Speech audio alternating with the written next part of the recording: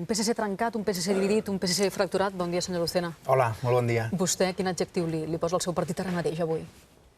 Jo crec que, evidentment, no són els dies més feliços de la nostra vida, i en particular de la meva, perquè el que va passar ahir al Parlament és un tema negatiu. Jo crec que és negatiu tant pel PSC com per Catalunya, però tampoc voldria dramatitzar. A la història del socialisme, moviments i punts d'inflexió traumàtics n'hi ha hagut molts, i jo espero que això siguem capaços de deixar-ho enrere aviat i concentrar-nos en el que ens hem de concentrar, que és com gestionem aquest camí que a mi em preocupa molt, que sembla ser que ha emprès el govern amb una majoria important del Parlament de Catalunya. Si vostè em diu que no és dramàtic, què és el que és el moment actual pel PSC? No, dic que jo les coses... Això també depèn de l'experiència de cadascú, però penso que quan et vas fent gran aprens que més enllà de la passió amb la que acostumem a viure els moments diaris i aconteixements com el d'ahir, també el fer-te gran t'ensenya que la distància que t'ofereixen els dies fan que vagis agafant una mica més de perspectiva. I espero que en aquest cas també passi el mateix. I ho dic, per exemple, perquè pensi que el PSC, en aquest cas no el PSC, sinó el PSOE, als anys 70 va renunciar al marxisme i allò va provocar un trauma al partit tremendo, fins al punt que Felipe González va deixar la secretaria general i no hi va tornar fins al cap de mig any. Vull dir amb això que confio en la fortalesa del partit i confio també en que hi ha un espai claríssim de centre-esquerra, socialdemòcrata a Catalunya, que el PSC aspira a seguir defensant en els propers anys. Crida socialista pel referèndum. S'ha llegit aquest manifest que signen més d'un centenar de dirigents, exdirigents del seu partit, del PSC? Sí, me l'he llegit, sí, me l'he llegit. Sembla que és una interpretació de les possibles del programa electoral del PSC entorn a un tema que és molt controvertit i molt delicat, que és com aconseguim políticament celebrar una consulta, que és molt difícil de celebrar perquè al món només hi ha 3 exemples. Jo crec que 3 exemples vull dir que siguin referents vàlids per Catalunya, que són les dues consultes del Quebec i la consulta que al final d'aquest any es farà a Escòcia. I, per tant, és veritat que en un tema tan complex hi ha diferents interpretacions. La interpretació que jo i la immensa majoria del PSC, de les persones, dels militants del PSC, fan del programa electoral, que és una consulta pactada entre governs i, per tant, legal, doncs em sembla que és unívocament et du el que el PSC va votar ahir al Parlament de Catalunya. Entenc que és interpretable, però també em sembla que jo, com a mínim, quan vaig decidir l'any 2009 afiliar-me al PSC, malgrat que portava ja 5 anys formant part del govern de Rodríguez Zapatero, sempre ho vaig entendre com una peça més d'un gran engranatge, que és un col·lectiu de milers i milers de persones que es diu PSC, on les opinions personals sempre han d'estar subordinades a l'opinió que majoritàriament, mitjançant votacions, determina el partit. I crec que ahir el que va passar pura i simplement és que 3 persones, per les raons que fos, no van voler acceptar la decisió majoritària d'un col·lectiu, fixi-s'hi bé, com deia la meva àvia, no? Al Consell Nacional hi ha 434 persones. Triades per qui, senyor Lucena? Home, pel Congrés que va escollir a la direcció del partit, com a tots els partits polítics. Es fan així. Aleshores, com s'entén? Perquè si fem números, resulta que la democràcia interna, vostè diu que surt del Consell Nacional, reunit el mes de novembre, certament que decideix que es votaria no a partir d'aleshores, però està integrat per persones triades per l'aparell. I, per exemple, Antoni Dalmau... Què vol dir amb l'aparell? Què vol dir?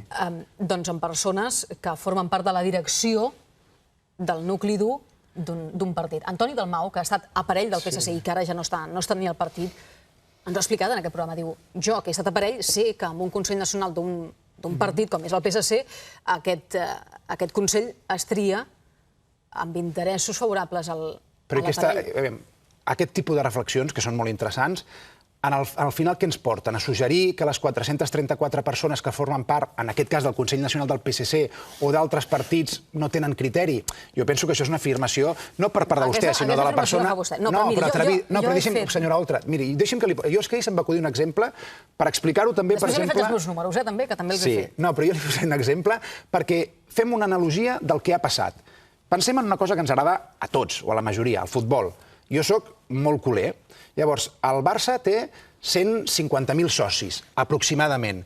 Aquests socis estan representats en el que podríem denominar el Parlament del Futbol Club Barcelona a través d'uns compromissaris, que si no em falla la memòria són 1.000 i escaig.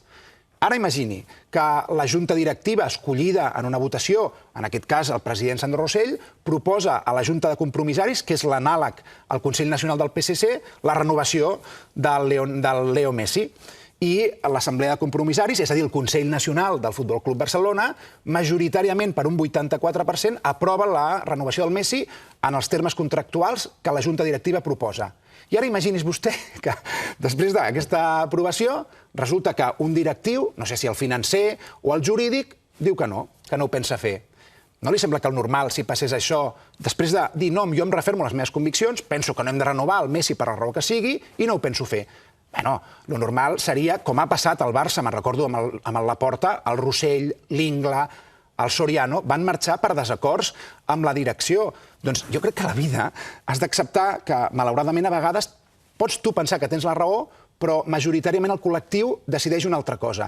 I jo penso que si tu després de decidir pel teu compte no fer cas a la majoria del col·lectiu, a mi em sembla el més noble, és segur el que faria jo, després d'una votació com la d'ahir, és entregar la meva acta de diputat, perquè els partits polítics, les minories, han d'aspirar a esdevenir majories, però mentre no ho siguin, jo crec que el que hem de demanar tots és que acceptin el que diu la democràcia interna. És el mateix que el Barça, per això li repeteixo. No, vostè sabrà els merders o no que s'ha posat posant l'exemple del Barça. No, però si li dic... Jo he fet números. Si el 83% del Consell Nacional diu que... 84%. 83,9, però és igual. 83,9. 84% del Consell Nacional del PSC diu que es voti no. Però en el seu grup parlamentari aquest percentatge és menor perquè, miri, dels 19 diputats que ahir votaven al Parlament del PSC... A 19 sí, perquè va marxar anteriorment Àngel Ros. Clar, són 20, però Àngel Ros no hi era. 6 en desacord. Això representa un 32% de desacord, enfront al 17-16% del Consell Nacional. 13.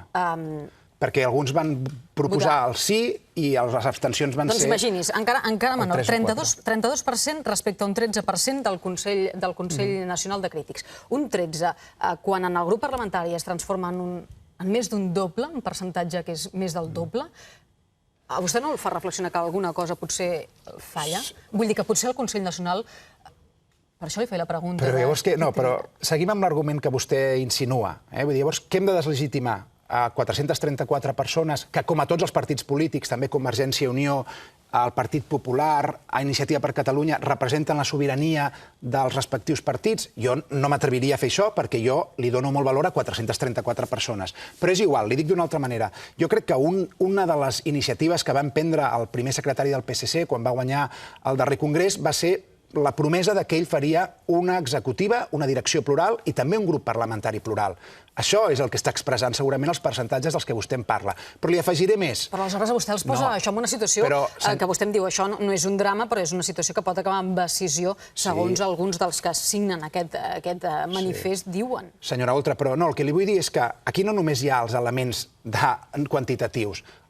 Reconeguem tots que la pressió ambiental i a favor ara de la onada independentista i separatista és molt forta a Catalunya. Això, vull dir, la gent que ve de fora ho veu molt clarament i jo també penso, i deixi'm que li digui així, que hi ha persones que aguanten la pressió amb més dificultats que d'altres, perquè per mi no hi ha res més sagrat que la decisió democràtica d'un col·lectiu del que jo formo part. Si això no m'agrada, simplement no formo part del col·lectiu.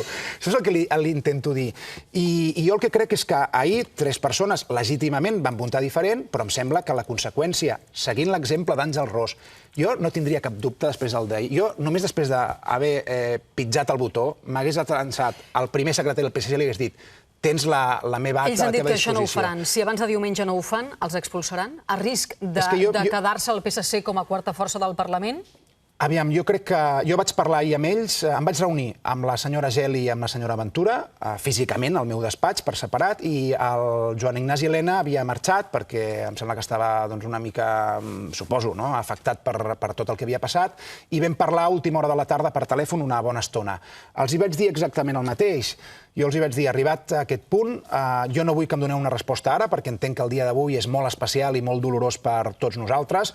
Ahir hi havia molta càrrega emocional al Parlament de Catalunya. Jo hi havia un moment que em vaig girar cap a la tarima de convidats i dic, ja només falta aquí l'abat de Montserrat, no? La veritat és que era una cosa, ja portem l'enèsima ple solemne en només un any, i ho trobo tot una mica exagerat.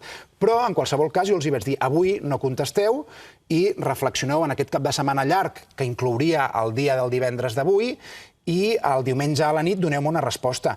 Jo els hi vaig dir, jo no tindria cap dubte del que he de fer, sé que és una decisió personal, però em sembla que no només per coherència amb el que ha fet Àngel Ros, sinó també perquè vosaltres sabeu perfectament que és el que menys mal faria al partit, arribat a aquest punt, doncs jo crec que heu d'entregar l'acte de diputat perquè és la sortida més digna, més responsable i, si m'ho permet, més noble. Perquè tens el dret de votar diferent, però, en fi, queda una mica estrany que tinguis aquestes dificultats en acceptar el que majoritàriament el col·lectiu al que tu pertanys ha decidit. I quan vostè em parla de la possibilitat que es creï un nou partit, jo ho respecto molt, i si les persones que volen formar un nou partit realment tenen ara moltes dificultats per acceptar formar part del PSC amb les propostes que ara formula, doncs potser, vull dir, jo ho puc respectar que facin això. Em sembla millor que el no votar el que decideix la majoria. Els faran fora si diumenge no els han entregat l'acte de diputat? És que, clar, vostè té la percepció de les seves declaracions públiques i jo no vull desvelar aspectes de la meva conversa amb ells, més que els que jo vaig dir, perquè els vaig explicar també en públic, però jo és que tinc la impressió que entregaran l'acte. És que és molt difícil entendre que facin una altra cosa. Jo, no sé, jo suposo que sóc una persona vehement i veig tan clarament el que jo faria que m'és inevitable fer una translació mimètica amb el que farien ells. Però em sembla que és bastant de sentit comú, el que dic, no sé, no em sembla que sigui res raro.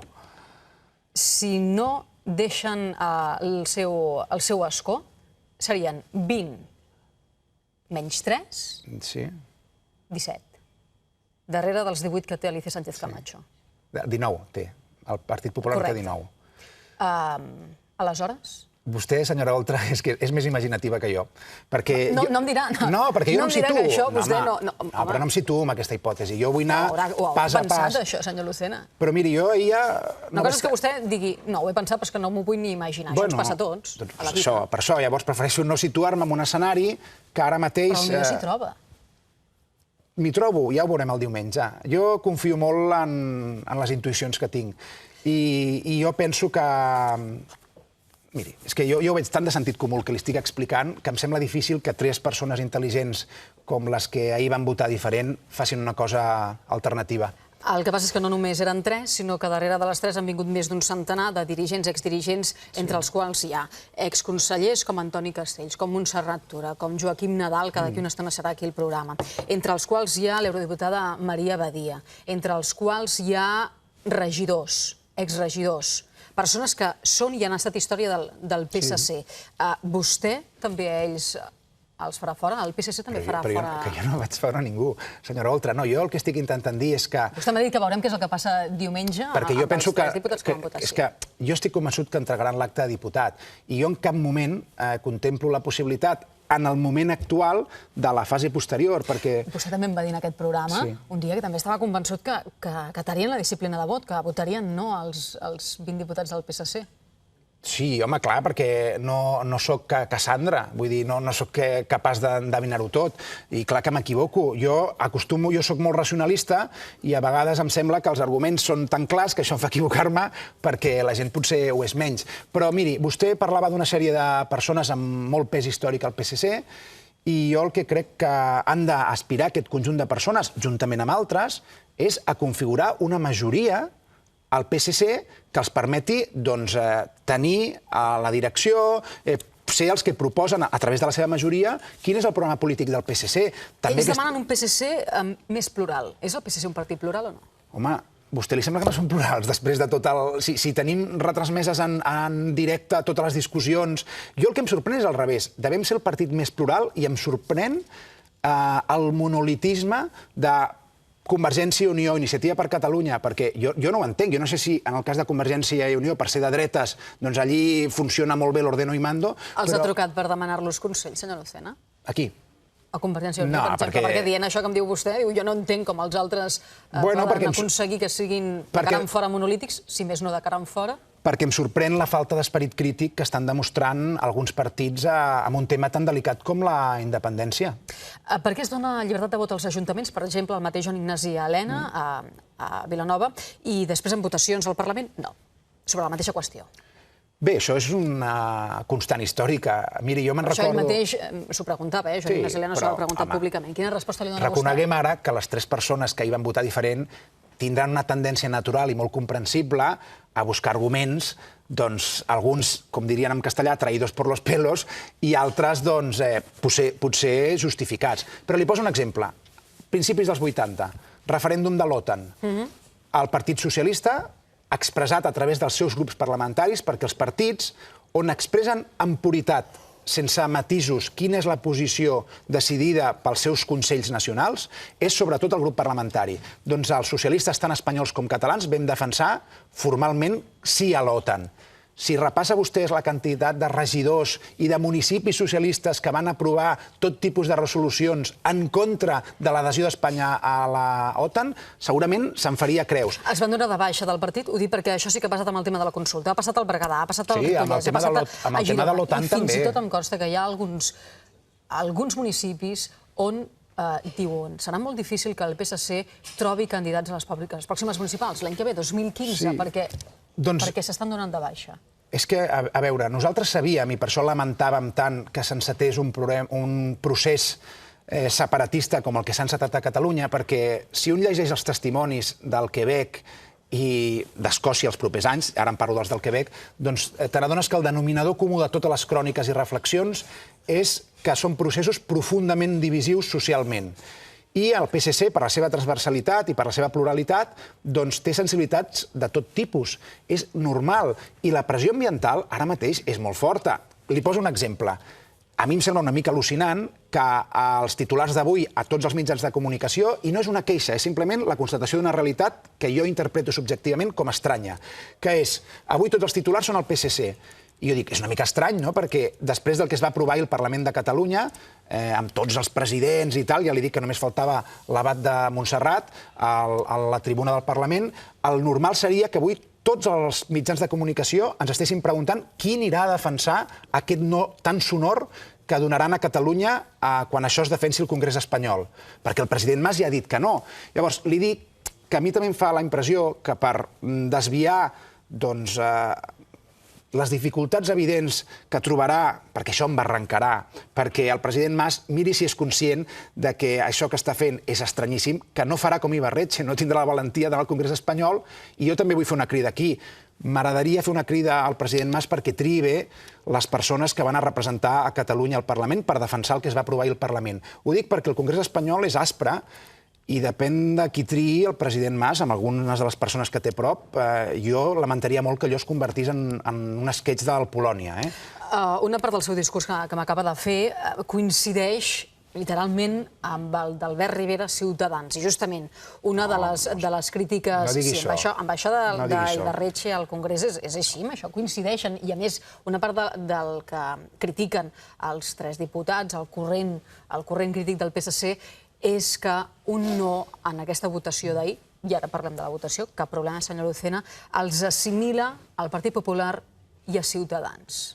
Sí, però després d'aquesta sorpresiva abstenció de la CUP, si ens haguéssim abstingut, també hagués quedat una mica estrany que els socialistes votéssim al costat d'un partit d'extrema esquerra antisistema.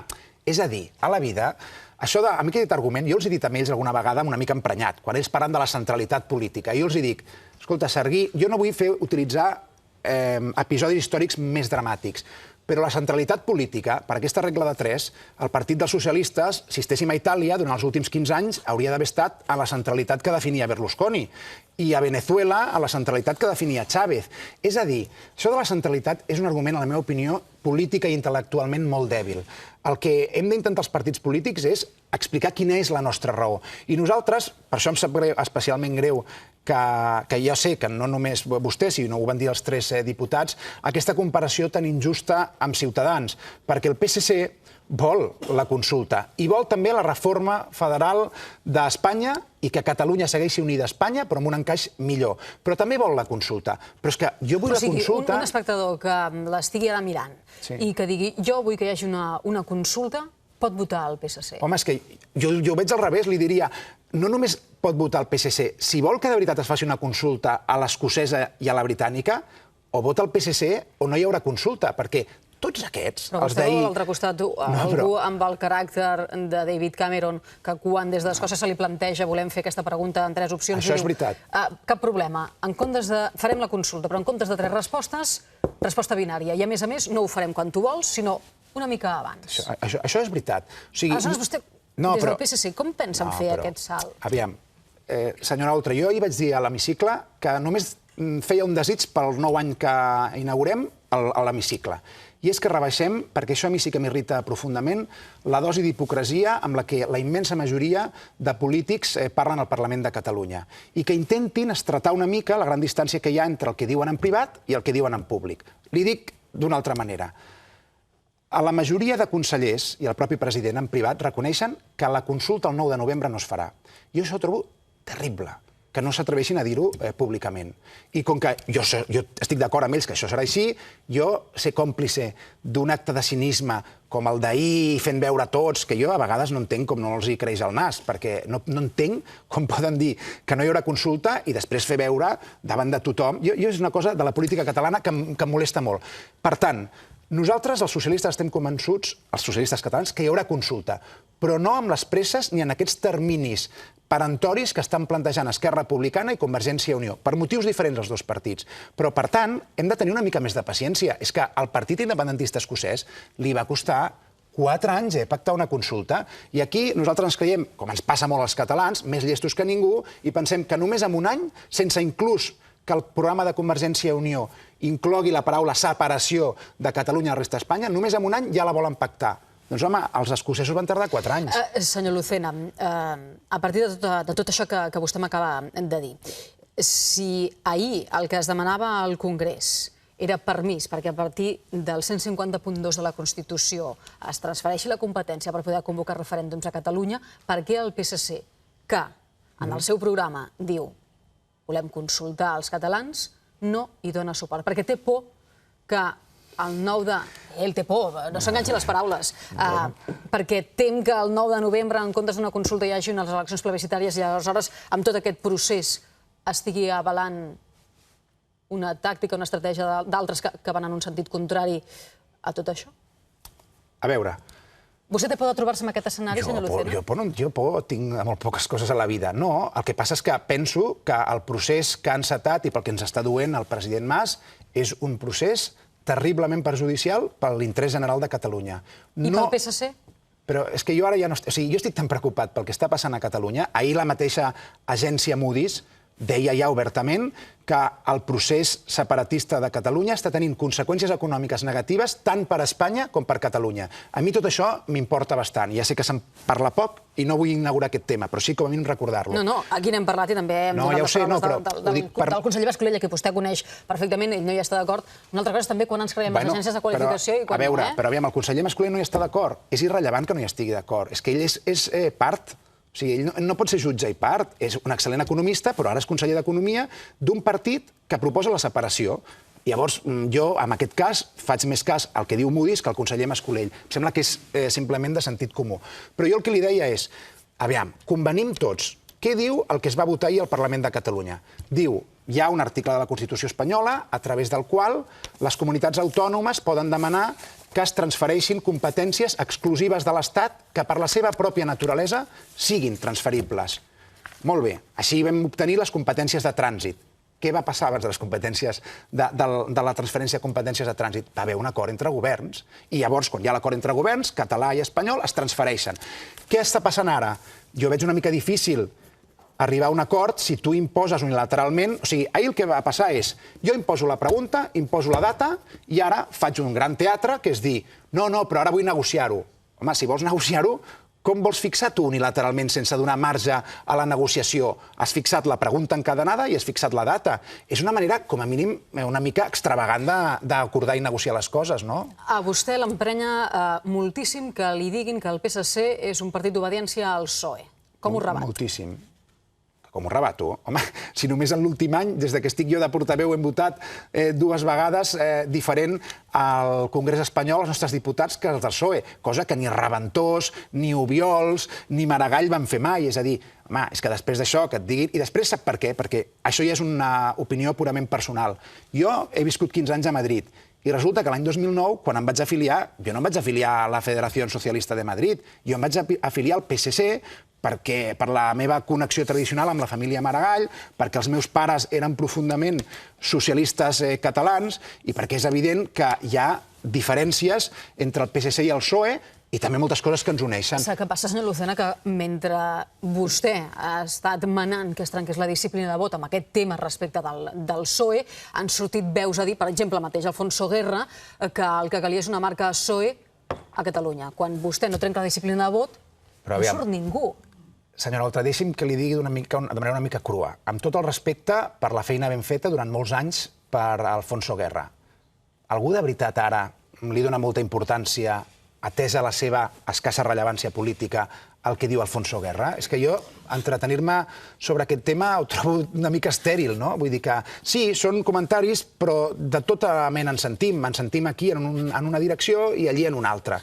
Jo el que penso és que un espectador imparcial, en teoria dels il·lustrats, o en terminologia dels il·lustrats, no podria més que reconèixer que el PSC en l'últim any ha estat extraordinàriament coherent amb les seves idees, aquí i al Congrés espanyol. I simplement el que és veritat, i això és el que els nostres adversaris polítics, sobretot Convergència i Unió, Esquerra Republicana, aquí els emprenya més, simplement nosaltres no volem ser còmplices d'un procés que entenem que va, com deia vostè, cap a unes eleccions, jo no sé si anticipades, però sí de caràcter plebiscitari, que Convergència i Unió, en una transfiguració absolutament al·lucinant del que ha sigut el seu passat polític, i Esquerra Republicana ens proposaran un trampolí cap a una declaració unilateral d'independència. És legítim? Sí. Jo ho trobo molt perjudicial i, sobretot, el PSC això no ho comparteix ni molt menys. Amb aquesta coherència de la qual vostè en parla, el PSC, en les darreres eleccions al Parlament, el 25 de novembre de l'any passat, va aconseguir 20 diputats. Se situava com a tercera força política. Vostè té por de formar part de la directiva del PSC que enfonsi el partit? Ho dic perquè Maragall en va arribar a aconseguir 54 i dient just el contrari del que ara mateix el Partit dels Socialistes de Catalunya defensa. No, però siguem respectuosos amb el que en realitat va passar. A l'època de Maragall mai es va plantejar una consulta d'autodeterminació. Això no estava sobre la taula. És que una cosa és ser profundament catalanista. De fet, el tronc central del catalanisme històric no és separatista. Aquests dies, aquest Nadal, llegia a Agustí Calvet Gaziel, que era conservador però molt catalanista, i tampoc ho era en els seus orígens Almirall, ni Prat de la Riba, etc. O sigui que no confonguem ara un tipus de catalanisme que ha derivat cap al separatisme del que nosaltres entenem que segueix sent el tronc central, que és el que defensa el PSC.